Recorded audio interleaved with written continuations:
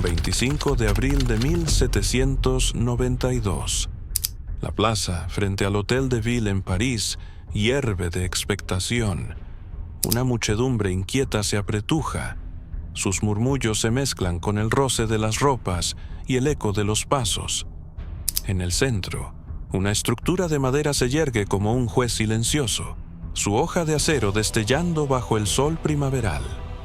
Nicolas Jacques Pelletier, un ladrón y asesino, es escoltado desde su celda, con las manos atadas y el rostro desencajado. No lo espera el filo tosco de un hacha, ni el nudo áspero de una soga, sino algo nuevo, algo que promete ser rápido, igualitario, humano: la guillotina. Cuando la cuchilla desciende, un golpe seco corta el aire, la cabeza cae en una cesta, el cuerpo se desploma y un silencio helado envuelve a la multitud. Aquel día no solo marcó la muerte de un hombre, sino el nacimiento de una máquina que cambiaría la historia. Pero lo que parecía un avance hacia la justicia pronto se revelaría como una pesadilla mucho peor de lo que nadie podía imaginar. La guillotina no solo cegaba vidas, cegaba la humanidad misma, y su reinado de terror dejó cicatrices que aún sangran en la memoria colectiva. Para comprender cómo una herramienta creada con ideales de igualdad se convirtió en un monstruo mecánico, hay que retroceder al corazón de la Francia del siglo XVIII, un país al borde del abismo. En 1789, el rey Luis XVI gobernaba una nación fracturada por la desigualdad y el hambre. Los nobles danzaban en salones dorados, mientras los campesinos rebuscaban en la tierra para sobrevivir. La monarquía, endeudada y desprestigiada, era un polvorín a punto de estallar.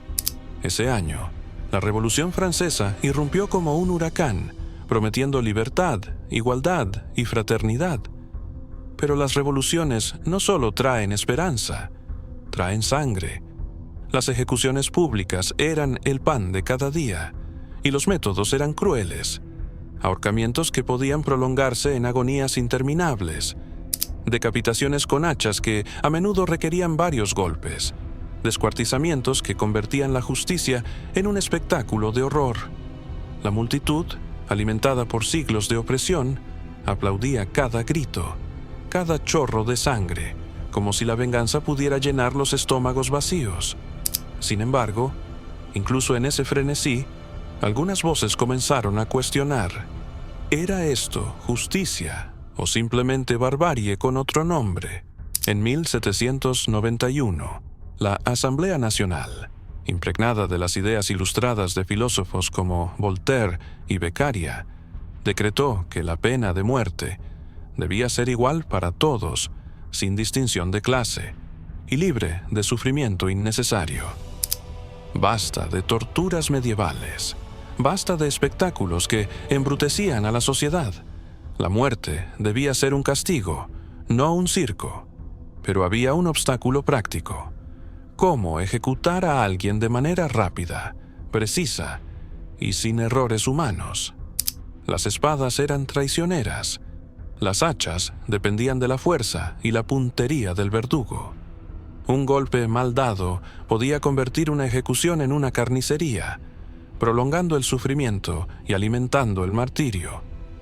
Fue entonces cuando Joseph Ignace Guillotin, un médico y diputado con un corazón humanista, pero una mente pragmática, propuso una solución radical: una máquina que decapitaría con la precisión de un instrumento quirúrgico, sin pasión, sin titubeos, sin crueldad.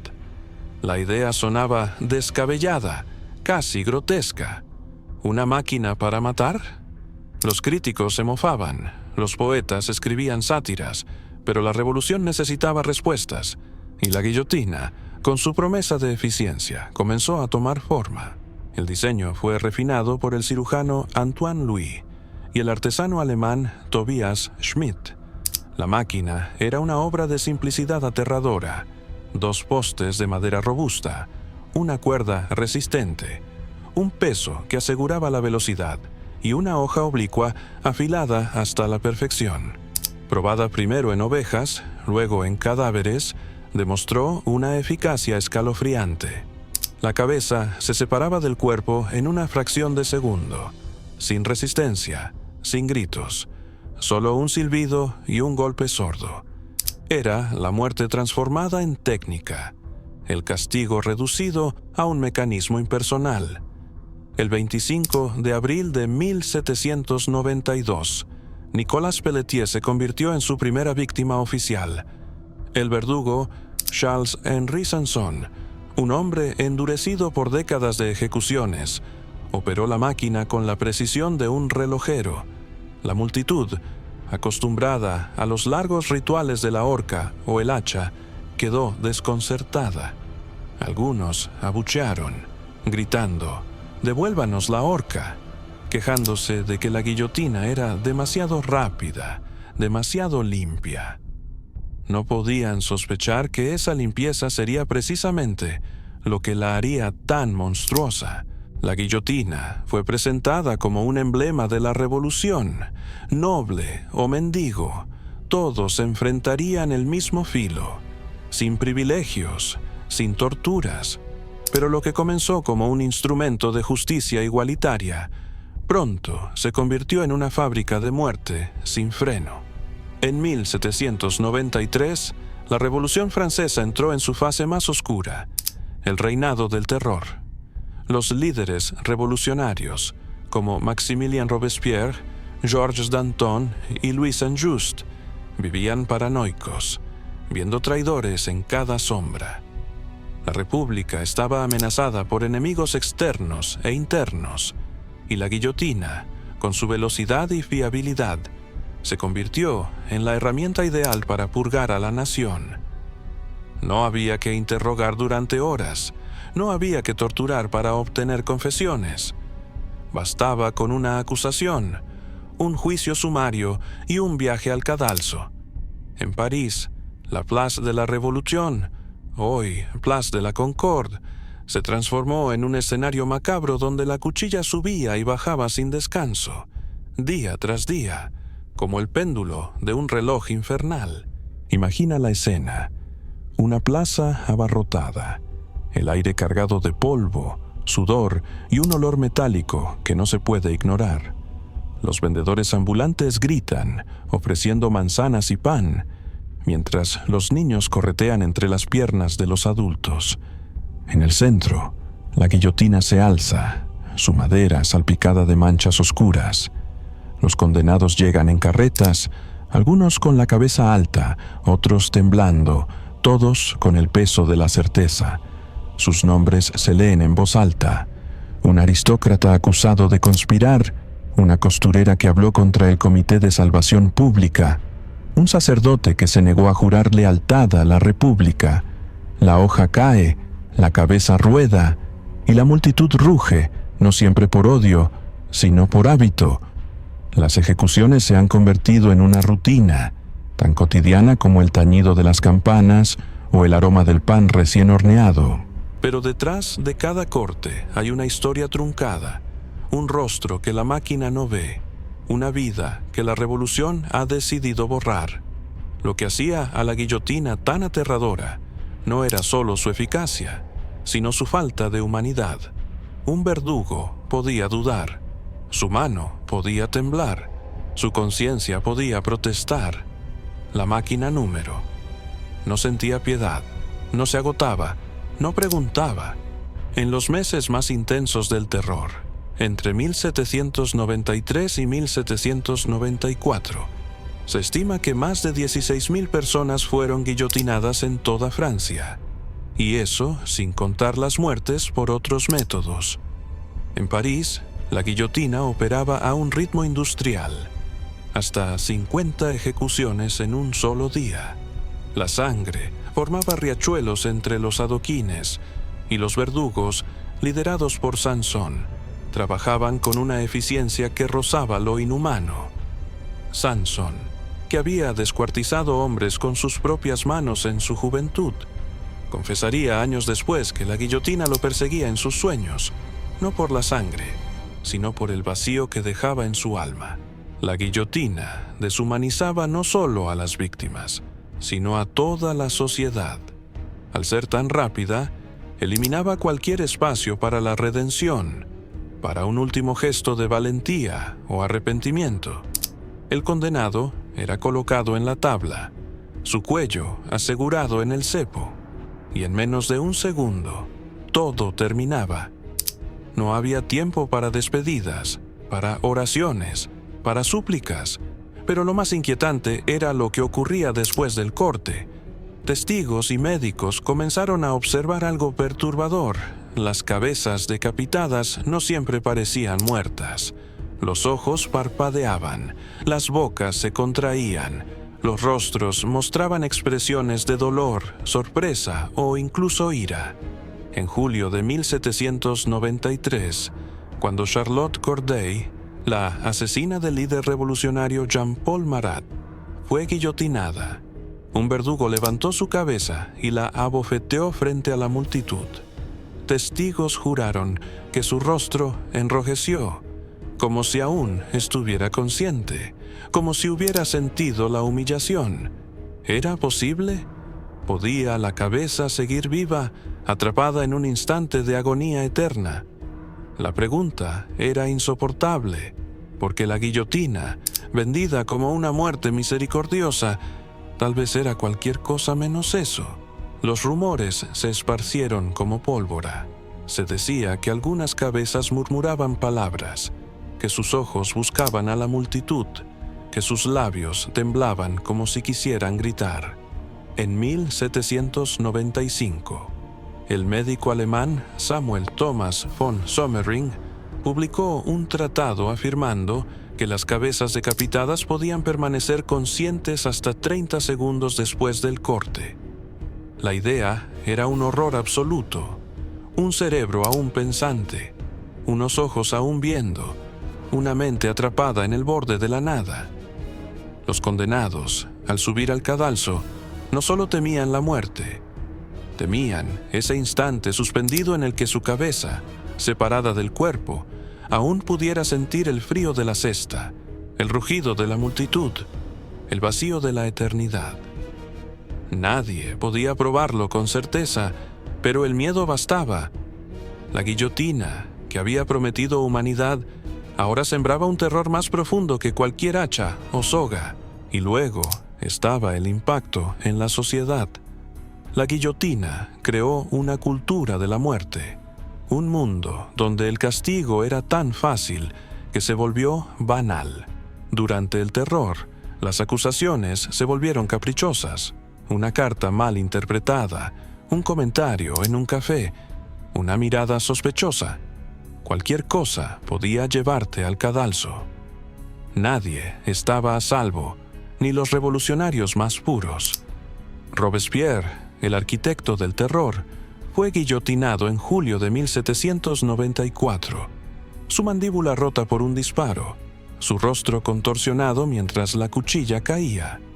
Danton, Desmoulins, incluso figuras menores como Camille Desmoulins, todos cayeron bajo el filo que habían defendido. La guillotina no respetaba lealtades, no hacía distinciones.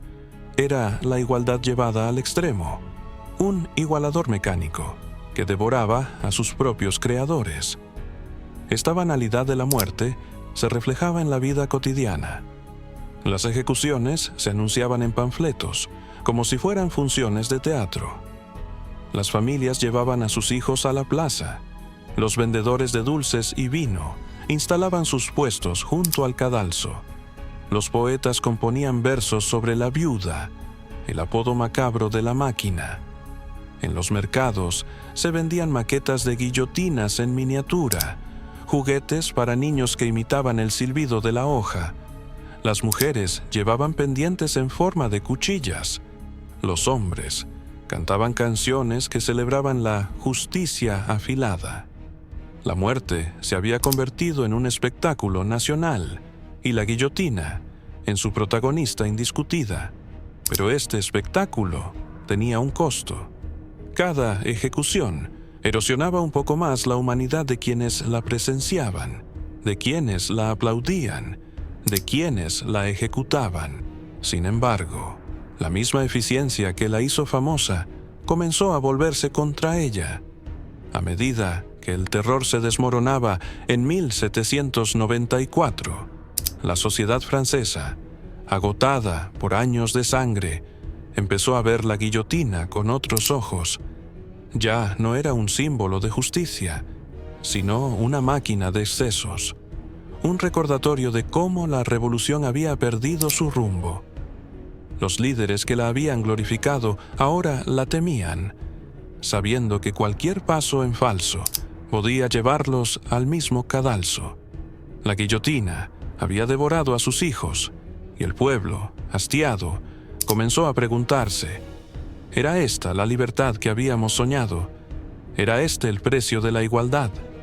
Aún así, la guillotina no desapareció con el fin del terror. Durante el siglo XIX siguió siendo utilizada, aunque con menos pompa.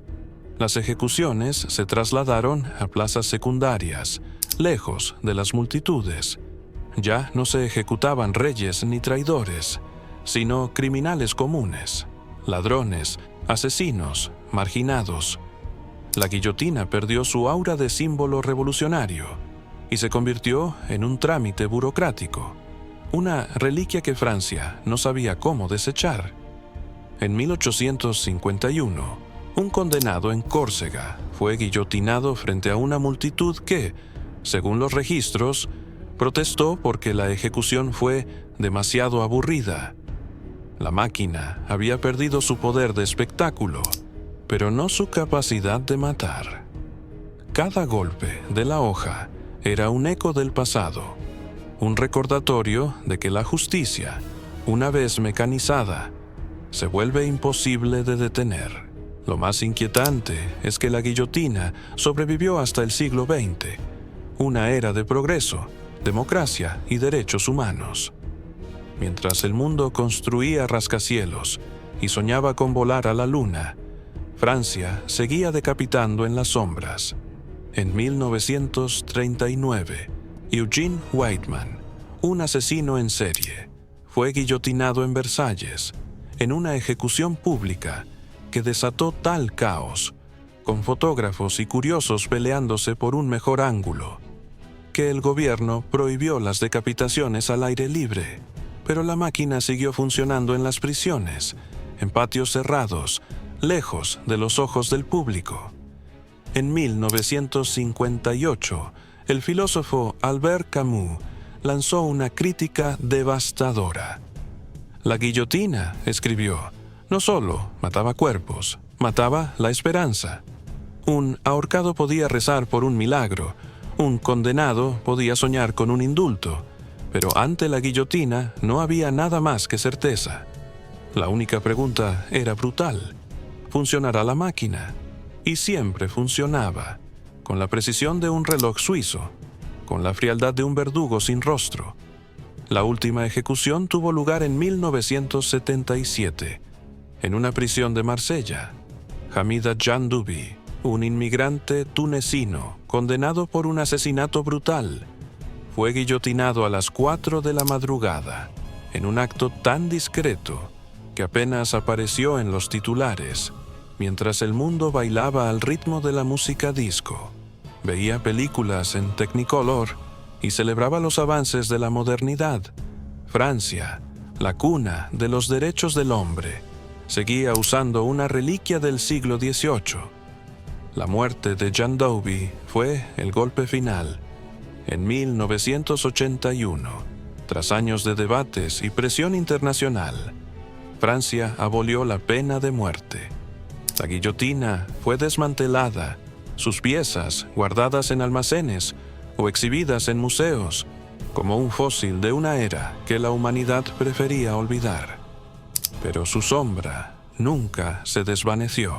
La guillotina fue mucho peor de lo que imaginas, porque no solo cortó cabezas, cortó la línea entre justicia y barbarie.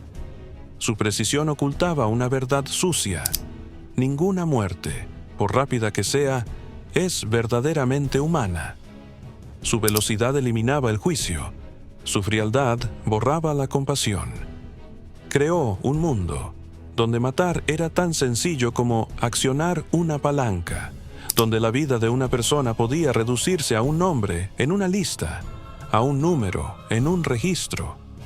Pero su legado es aún más inquietante. Hoy, en un mundo donde las ejecuciones se retransmiten en tiempo real, donde los linchamientos digitales se celebran en redes sociales, donde el castigo se convierte en espectáculo, la guillotina sigue viva, no como máquina, sino como idea.